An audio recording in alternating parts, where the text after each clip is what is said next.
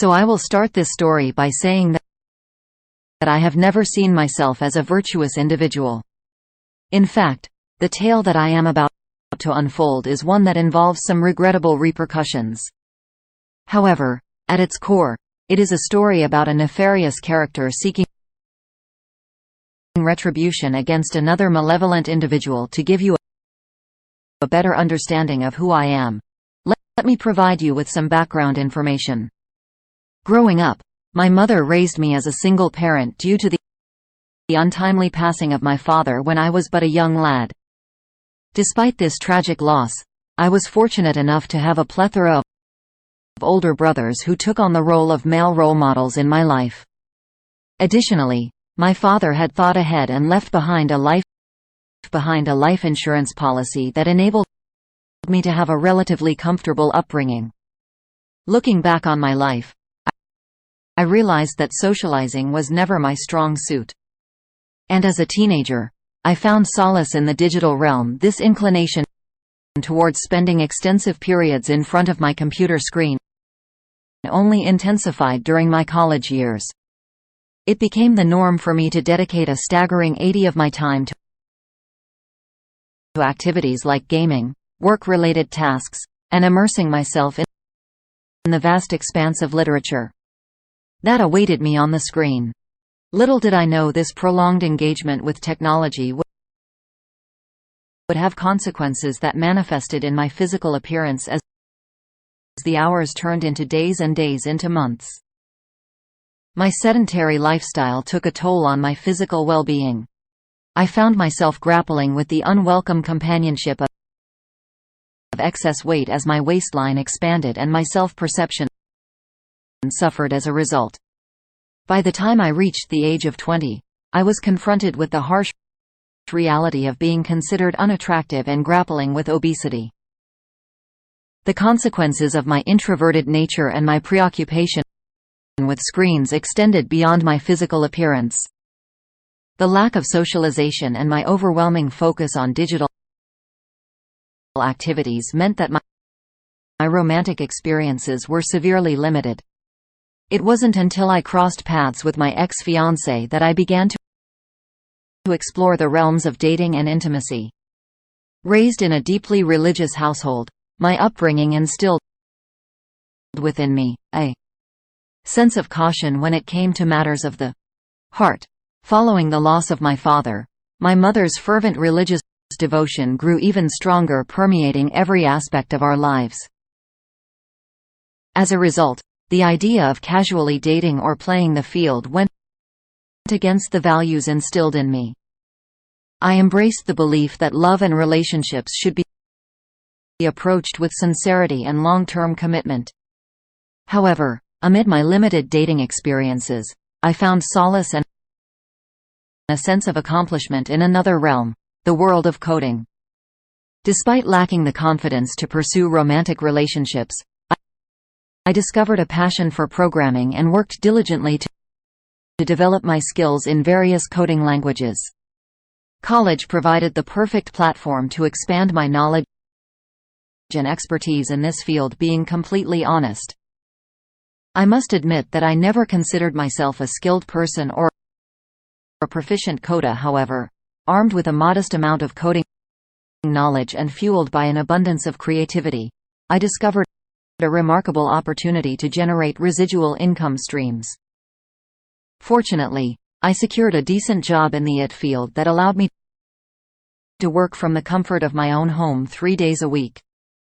At the age of 24, I still carried the burden of being overweight and feeling like a social outcast. But then a fortuitous encounter occurred through my mother's involvement in a Bible study group. It was there that I met a remarkable woman who would later become my ex-fiancé at the age of 36. We instantly connected and embarked on a romantic journey together. At the time, she had a delightful 2-year-old son who swiftly became the center of my universe. In fact, they became the sole focus of my life, the only things that truly mattered to me. Despite my previous inclinations to preserve my chastity, I must confess that it didn't take long for our relationship to become physical. All those years of pretending to save myself for the right moment were swiftly cast aside when the opportunity arose. To my surprise, the experience proved to be liberating, effectively shattering the self-imposed shell that had encased me for far too long. Within a matter of months, thanks to her influence, I found myself blossoming into a more outgoing and sociable individual. Not only did I wholeheartedly embrace my role as a father figure to her son, but our relationship took a significant turn within a mere 6 months of dating when she discovered that she was pregnant. Given my strong religious beliefs, I promptly proposed to her, driven by the desire to be married before the arrival of our bundle of joy. However, she dropped an unexpected bombshell on me. One that would leave me dumbfounded. It turned out that she was still legally married to a man who was currently serving time in prison. Strangely enough, this revelation didn't perturb me as much as one might expect. She had always shared stories about her tumultuous past, and I naively believed that I could be the savior she needed to break free from her troubled circumstances. So I merely accepted this unexpected revelation as an inevitable consequence of being with her. Without delay, she initiated the divorce proceedings, and we eagerly anticipated tying the knot as soon as the legalities were sorted out as the joyous occasion of the baby's birth approached. I found myself soaring on cloud 9, convinced that I had finally secured a meaningful place for myself in the world. Something within me ignited, sparing me to embark on a weight-loss journey, shedding the pounds that had burdened me for far too long. Remarkably, I discovered that I was spending less time immersed in the online world, prioritizing my newfound family above all else. Our relationship seemed harmonious, and I genuinely believed that we shared an unbreakable bond, where open communication flowed effortlessly between us. Little did I know how drastically mistaken I was. In retrospect, I can't help but acknowledge the presence of several warning signs that unfortunately, my love-struck state blinded me to. It's disheartening to admit, but they were there all along, quietly waving their crimson flag while I remained blissfully unaware. Allow me to shed light on a few of these indicators. Firstly, she confessed to me in the early stages of our relationship that her involvement with my church had ulterior motives. It wasn't driven by a genuine spiritual longing or a desire for communal worship. Rather, it stemmed from her recognition that such association could potentially aid her legal circumstances. You see, she was on probation with pending court cases, and she believed that affiliating herself with my religious community would help bolster her case. Regrettably, I allowed myself to be swept away by the intensity of my emotions, rendering me oblivious to the implications of this revelation. Secondly, despite my earning a comfortable 6-figure income through a combination of my primary job and various side projects, she insisted on maintaining her part-time employment. This perplexed me, as it seemed unnecessary given my financial stability. Consequently, my mother had to step in to lend a helping hand in taking care of the children, as her job commitments limited her availability. In hindsight, this should have raised concerns about her motivations and willingness to contribute to our family's well-being. However, my infatuation clouded my judgment, causing me to overlook the significance of this peculiar arrangement. Another aspect that should have prompted deeper scrutiny was the vast number of individuals she seemed to be acquainted with. It struck me as peculiar that a suburban mother with a secretarial job could boast a staggering 200 contacts in her phone. Such an extensive network of connections seemed implausible and left me questioning the authenticity of her relationships. Yet I brushed off these doubts, preferring to focus on the love and happiness we shared rather than delve into intricacies of her social sphere. Furthermore, our plans for marriage repeatedly faced delays, ostensibly due to sick relatives or other unforeseen circumstances. Although she did follow through with divorcing her incarcerated husband, it appeared as though there were always convenient reasons that hindered us from officially tying the knot. Looking back, I realize how these postponements allowed for the persistence of a certain ambiguity within our relationship. However, in my starry-eyed state, I accepted each delay without questioning their underlying motivations, choosing to trust her implicitly. Then something happened that shook me out of her spell. She unexpectedly became pregnant for the second time, and this time, it was not just with one precious life, but with twins. It was a staggering revelation. As we had only been together for around 4 years, and now we were on the brink of welcoming not 2 but 4 children into our lives. It was far beyond what I had ever imagined or anticipated. Curiously, she claimed to have been using birth control during that period, which led us to forego the use of condoms. Nevertheless, as we navigated the challenges of parenting our growing family, the weight of the situation bore heavily on my mind. I began contemplating a permanent solution of vasectomy. Surprisingly, my ex-fiancé encouraged this decision, acknowledging the practicality of ensuring our family did not expand further. However, before undergoing the procedure, I decided to explore the possibility of preserving my fertility by freezing some sperm, just in case we changed our minds in the future. With that intention in mind, I scheduled a visit to my doctor, seeking guidance on the process and potential options. During the consultation, the doctor emerged with a grave expression, sharing unsettling news that caught me off guard. It appeared that my sperm count was lovingly low, with the majority of them exhibiting limited mobility. This revelation left me in a state of disbelief and concern, contemplating the potential ramifications it could have on our family's future. However, the doctor offered a glimmer of hope, suggesting that issue might be temporary and potentially influenced by my overall health and lifestyle choices. It was recommended that I adopt a healthier diet and make other positive changes to my habits for a few weeks.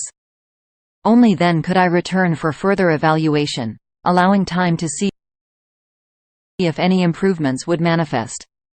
This unexpected twist in my reproductive health propelled me into a whirlwind of emotions, leaving me grappling with both uncertainty and the daunting task of making the necessary adjustments to improve my chances of conception.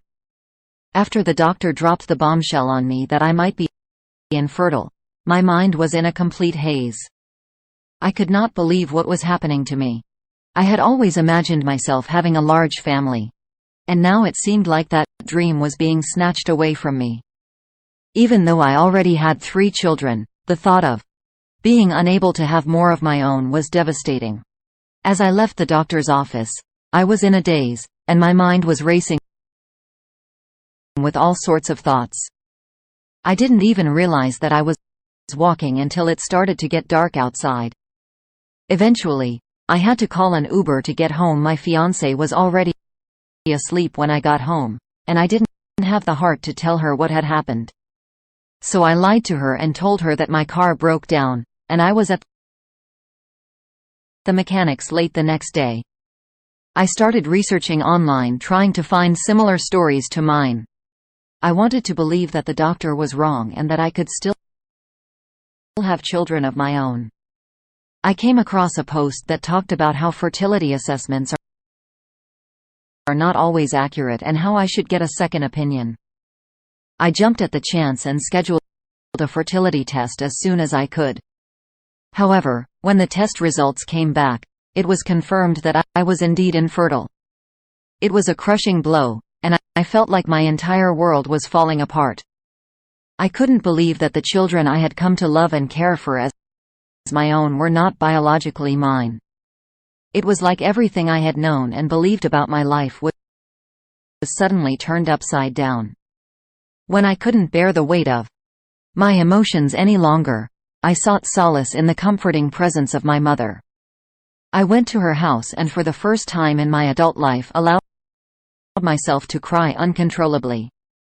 My mother, in her infinite wisdom, tried to console me by sharing a story that was never meant for my ears. She revealed that I myself was the result of an affair and that my biological father tragically passed away from a fatal overdose of pain medication when he discovered the truth. Now, I'm not sure why my mom thought this revelation would bring me any comfort, but instead, it left me with a distorted perception of women and relationships for some time. After sharing this story and allowing myself to calm down, my mother, in her own unique way, encouraged me to man up and honor my commitment to the children. She emphasized that I was the only father figure they had ever known and urged me to be there for them. Up until this point, I had often been a pushover, yielding to the desires and expectations of others. Her words resonated with me, and for a brief period of about 24 hours, I seriously contemplated the weight of my responsibility. However, the mounting pressure eventually became too much to bear, and I reached a breaking point. In an attempt to escape the turmoil, I called my fiancé and fabricated a family emergency, claiming that I needed to spend the night at my mother's house. She kindly offered to make us dinner, but I declined the gesture. At this point, our twins were around 6 months old. Our boys were 2.5 years old and 5 years old respectively. I won't deny that I felt some attachment to these children, but it became increasingly difficult to face them. Every time they innocently uttered the word "dada," it felt like a dagger piercing through my heart. I struggled to maintain composure, refusing to reveal the turmoil within me. My mother, perhaps thinking I was manning up, refrained from saying anything, silently observing my internal battle. Eventually, I decided to consult an attorney, convinced that I could find a way to remove myself from the birth certificates of these children. I believed that since we were not married, I could discreetly extricate myself from the situation. However, my optimism was short-lived. As we delved into the efficacies of paperwork and financial details, it became apparent that due to my involvement in their lives and the intertwining of our finances, I would likely be held responsible for child support, especially for the boys. Additionally, my ex-fiancé would be entitled to a share of the house and my side businesses. The lawyers estimated that I could potentially owe around 25% of my income for an extended period of time. Frustrated and disillusioned by the notion of state-enforced obligations, I found myself distancing from my lawyers after paying their initial fee, unable to come to terms with the implications of the situation. Consumed by a vengeful rage, I resolved to devise a plan to vanish from their lives, leaving them with as little as possible. The first step in executing my scheme was to obliterate all my residual income sources and deliberately get myself fired from my job. Causing my own dismissal proved to be relatively simple, albeit somewhat cringe-worthy. I enacted scenes reminiscent of Office Space, venting my frustration by smashing an office printer in the courtyard. While working from home, I hardly did any actual work, instead opting to send memes to my coworkers. I refrained from harming any clients since my boss happened to be a friend, but my office mates certainly had a good laugh at my antics. Once unemployed, I didn't even bother filing for unemployment benefits and began relying on our savings. To maintain the illusion of financial stability, my ex-fiancé allowed me to handle all the financial matters. Even though both our names were on everything, unbeknownst to her, I meticulously drained our accounts and let the chaos of our finances ensue. I left her checking account with a few $1,000 while our credit card debt skyrocketed since I ceased making payments, quite amusing. I must admit for months, I contemplated whether I should end it all following in the footsteps of my would-be father. Ultimately, I chose to forge a different path, mustering the courage to carry on. In an attempt to distance the children from my ex-fiancé, I resorted to getting ancestry test kits for them. I hoped that by discovering their true biological father, I could find a way to free them from her influence. However, the results of the tests only unveiled more bizarre and perplexing truths. It turned out that the oldest child was both a cousin and half-brother to their siblings, indicating that the brother of the man in prison must have impregnated my ex-fiancé. Moreover, the test results didn't reveal any family members that I had anticipated, leaving me puzzled and without any viable options. Thus, my investigation came to an abrupt end. Feeling utterly disgusted by my mother's actions towards my father and her newfound alliance with my ex-fiancé, I made a conscious decision to distance myself from her as well. I meticulously devised a plan to escape from everything, vanishing into the abyss by fabricating an elaborate hiking trip narrative. I played up the idea, claiming that I would spend a week alone in the trails of a remote location, immersed in deep contemplation before embarking on this journey. I took the then 6-year-old child out for ice cream, and there, for the second time in my adult life, I allowed myself to shed tears. The sight of his dad crying left the child understandably distraught. As he desperately tried to console me, his innocent mind grappling with the complexity of the situation.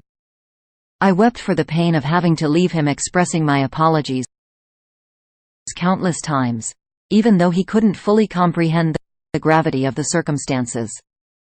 Losing him was my greatest fear, for I knew he wasn't my biological child, yet despite that knowledge, I had managed to form a genuine bond with him. After leaving that afternoon, I arrived at the lodge and checked in under my new identity.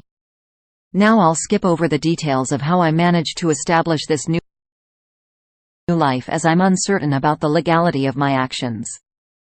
Fast forward 6 months, and I found myself in a new city, successfully rebooting my IT career and gradually working my way back to my previous income level. I couldn't resist the temptation to stalk my ex-fiancé on social media platforms like Facebook. I'll admit it was quite cathartic to witness the chaos they experienced while attempting to access various accounts. It became evident to her that our once comfortable finances were now far from stable. Witnessing her resorting to begging for money on Facebook was, to say the least, quite distasteful. Although I won't delve into the legal aspects, numerous individuals embarked on a search for my whereabouts. At one point, I contemplated contacting the police to inform them that I was safe, but I ultimately decided against it. Unfortunately, this choice later resulted in a substantial fine, but I felt it was a small price to pay.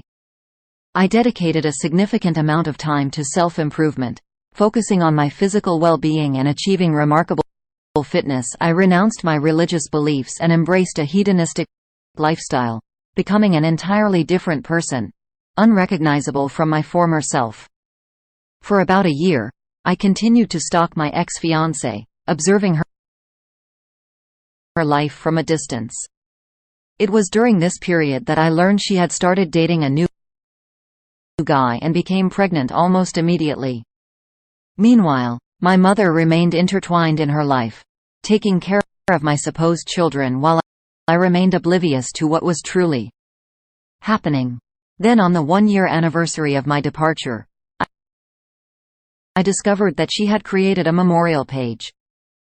For me, this revelation ignited a renewed sense of determination to continue exacting my revenge. I decided to reach out to my brother, someone with whom I had grown apart over the past decade, but who remained a blood relative and had always been there for me during my younger years. I confided in him, explaining the reasons behind my actions, and we caught up on each other's lives. However, I requested that he keep my existence a secret for the time being, and he agreed to honor my request. It was during this conversation that he informed me about my mother and ex-fiancé filing a lawsuit against my insurance company in an attempt to claim the payout from my life insurance policy. Astonishingly, my ex had somehow managed to maintain the policy's premiums despite their substantial cost. If she emerged victorious, the payout would be substantial, reaching 7 figures, and she would also be entitled to the premiums she had paid since my alleged demise. Well, let me tell you, I am not the kind of person who would stoop to defrauding an insurance company, but I had my own plans brewing. Determined to confront the upcoming hearing, I embarked on a grueling 1,000-mile journey back to my old city. Along the way, I played Highway to Hell on repeat, finding a strange sense of satisfaction in the lyrics. Arriving early at the courthouse, I took a seat and observed my surroundings. By this time, I had transformed my appearance with a beard and shed 60 pounds, so I looked drastically different. To my surprise, both my ex-fiancé and mother passed by without even recognizing me. It was clear that my physical transformation had left me unrecognizable. I had initially imagined barging into a grand courtroom ready to unleash a cringe-worthy objection, but instead they headed to a smaller room accompanied by lawyers from the insurance company. In a moment of spontaneity, I decided to throw caution to the wind and knocked on the door repeatedly until they opened it. As they laid eyes on me, a disheveled man with a beard, confusion engulfed the room. I calmly stated, "I believe you are trying to settle the issue of whether I am dead." Instantly my ex-I honestly recognized me and let out a gasp, but the lawyers remained baffled. Eventually, everyone spilled out into the hallway and chaos ensued. Bailiffs were summoned as my ex-fiancée screamed and resorted to physical violence, necessitating handcuffs to be placed on her. This unexpected turn of events drew the attention of the insurance company's lawyer's boss or client, who promptly arrived on the scene, demanding statements and conducting inquiries. Even a detective was brought in, making me second-guess my impulsive decision to reveal myself.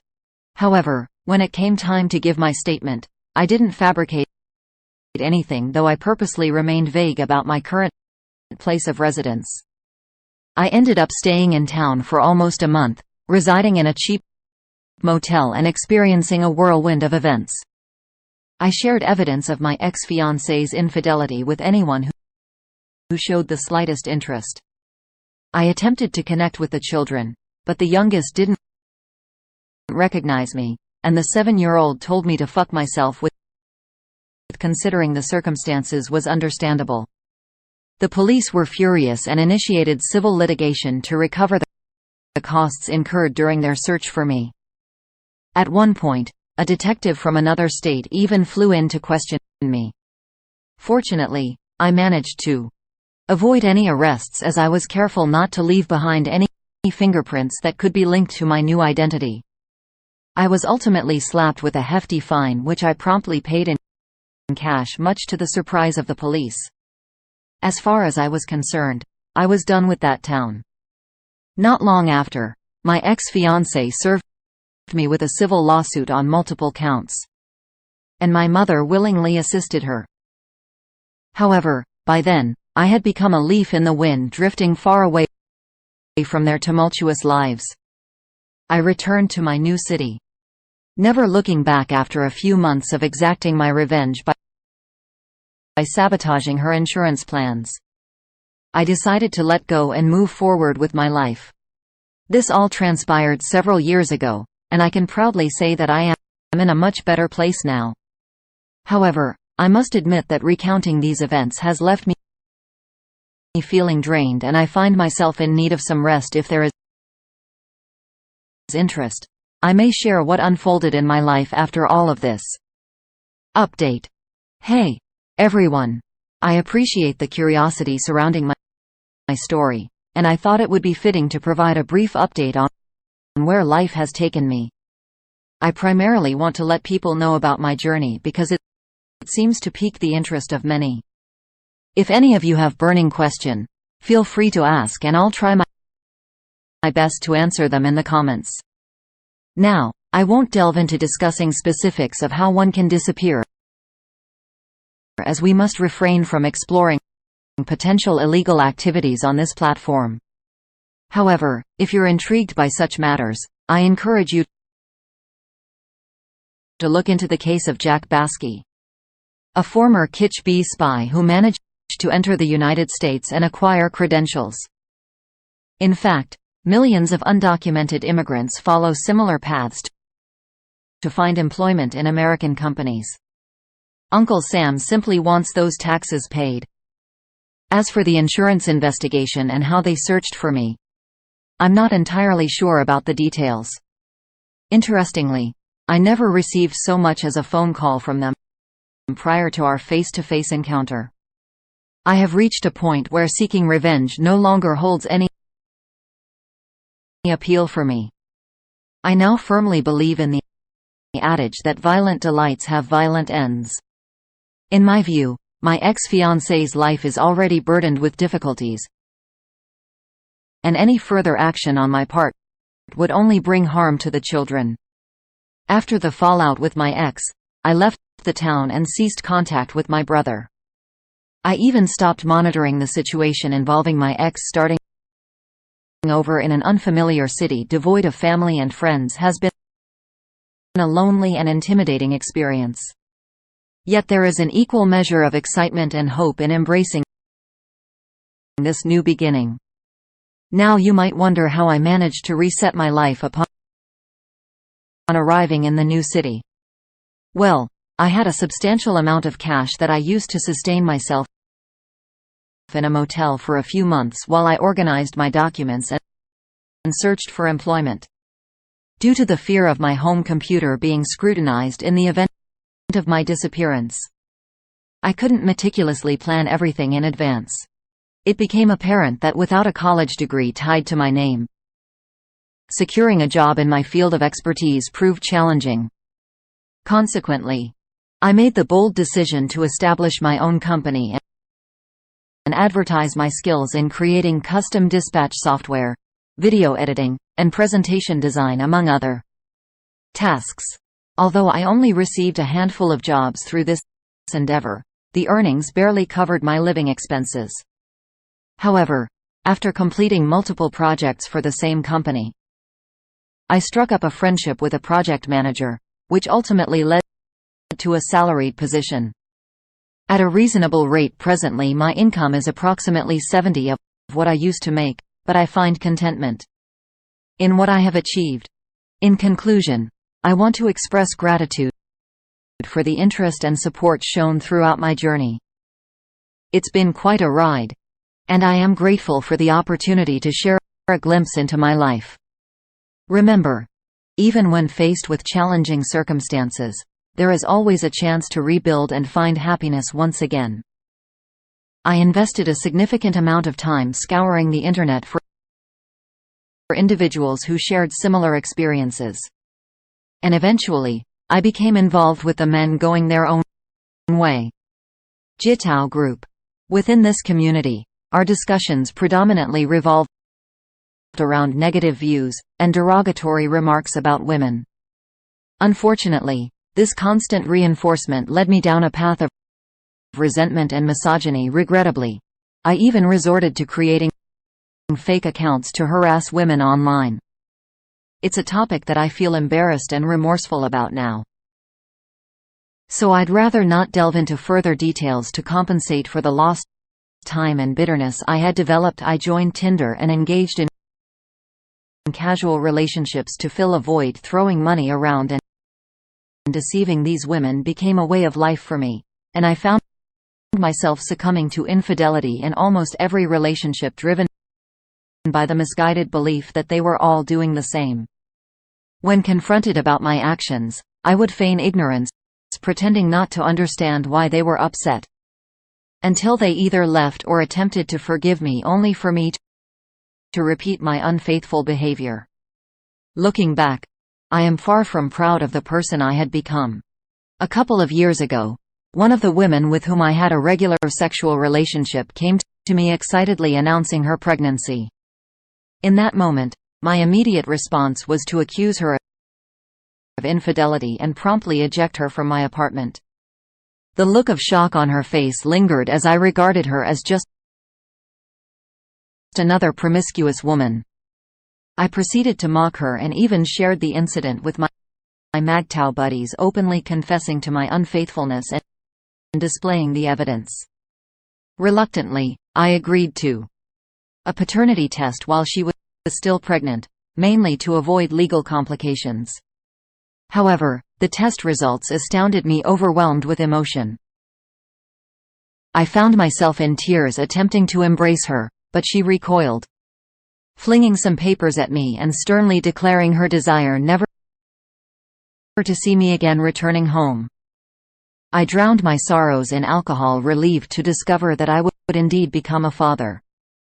This time for real, yet deeply saddened by the person I had become.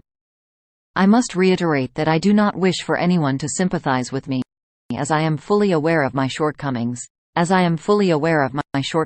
a person. Throughout the remainder of her pregnancy, she refused to engage in any meaningful conversation with me, preventing any opportunity for me to explain I fully understood her stance, given the pain I had caused. When the baby, a girl, was born, I made my way to the hospital to sign the birth certificate.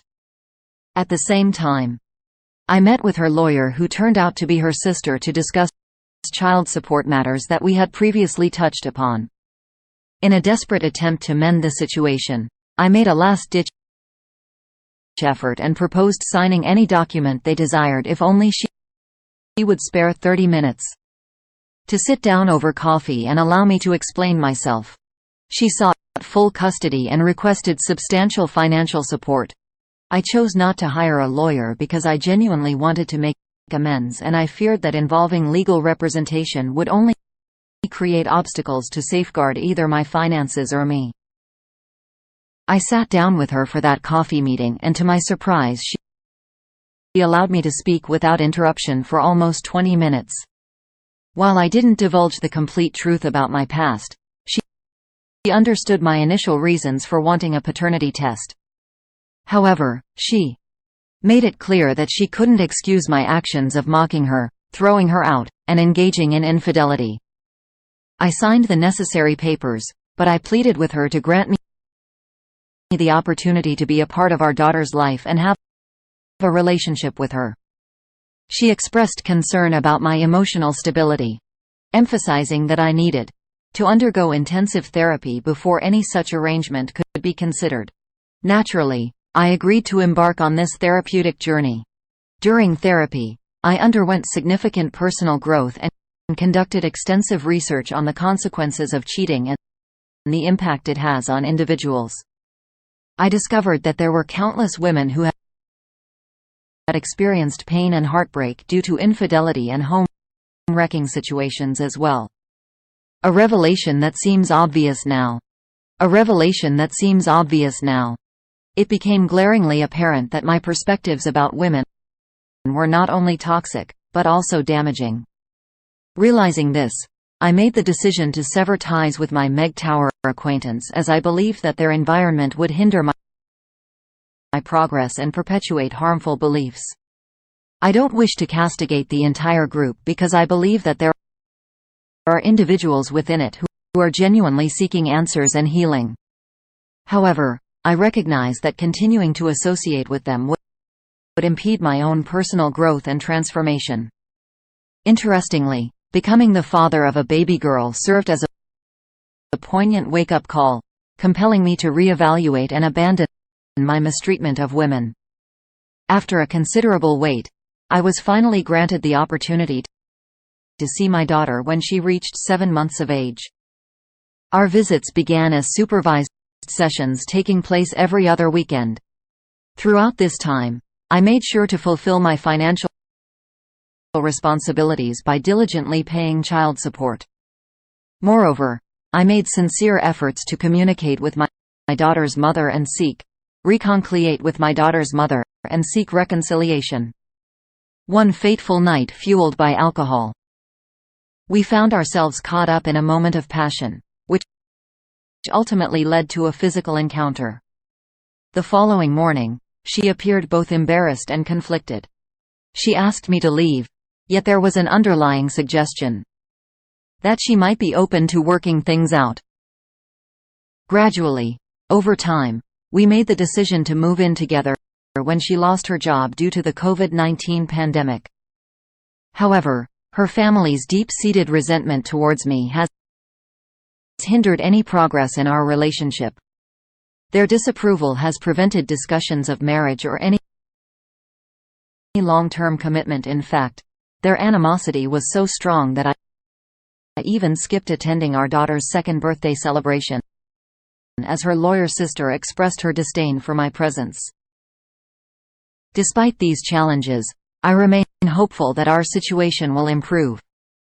I recognize that I already have more than I deserve.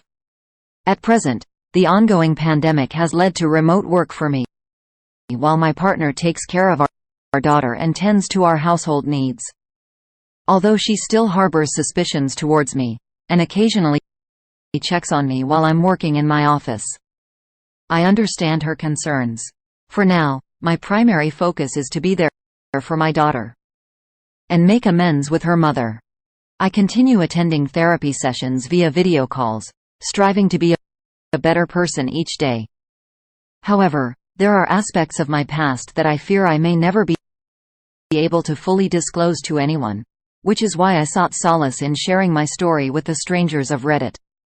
I apologize to those who may have initially perceived me as a hero in my earlier post.